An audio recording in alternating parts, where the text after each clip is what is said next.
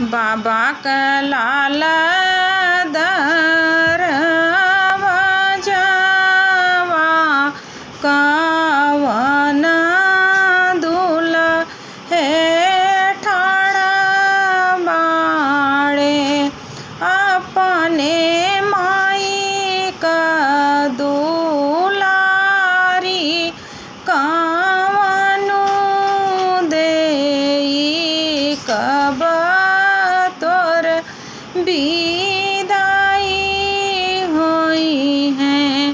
बाबा के भेटा बहे मायारी घड़ी अवरो ती सारी घड़ी स्वामी माई भेटत देरिया लगी हैं त देर से विदाई हुई है। देर से विदैया हुई है।